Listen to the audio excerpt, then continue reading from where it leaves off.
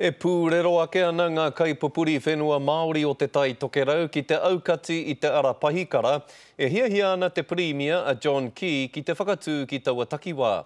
Hea i ki ngā kaipupuri whenua Māori nei, koe nei te wā tuarua kua ngana te kāwanatanga ki te muru i o rātou whenua tūpuna. I raro i te mahere a te kāwanatanga, koe nei te āhua o te ara pahikara e ki ane ko Pou Herengatai. Engari kei te kōkiri ngā kaipupuri whenua Māori i wā rātou whakahē ki te rōpū whakamana i te tiriti o Waitangi.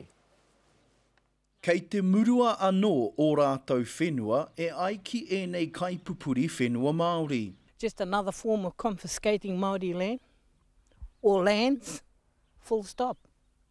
Koine i tā rātou whakautu ki te ara pahikara a te kāwanatanga. When the railways or whoever is finished using it for that purpose, it's supposed to come back to the owners, and it hasn't. Kei te Waimarie a Caroline, kāore anō kia takoto te ara ki runga i ōna whenua tuku iho.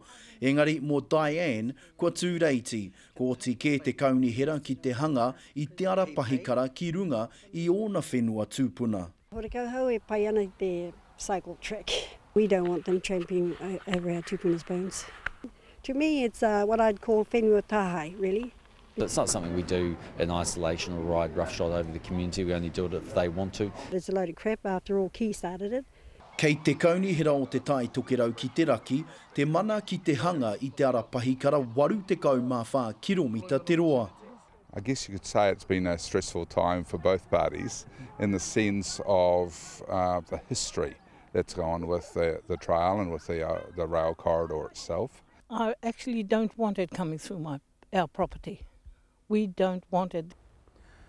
Ka rero whenua atu i tērā rautau i raro i te ture mahi tūmatanui mo te ara treina. Engari, karekau he treina ki konei i nae nei, nā reira kei te hiahia ngā kaipupuri whenua Māori kia hoki whenua mai.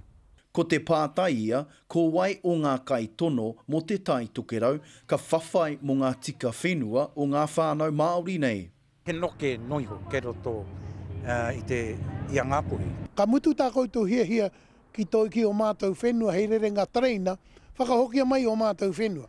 Ki te kore rātou e tai te whakawhiti i ngā pāmu o ngā whānau me rapue he huarahi anō. There's a whole lot of people out there that said it'll be good for tourism and good for this and good for that. But they say that because it's not affecting them, it's not going through their land. Mo nāia nei, ka noho raka e nei kēti. Roihana Nuri, Te Karere.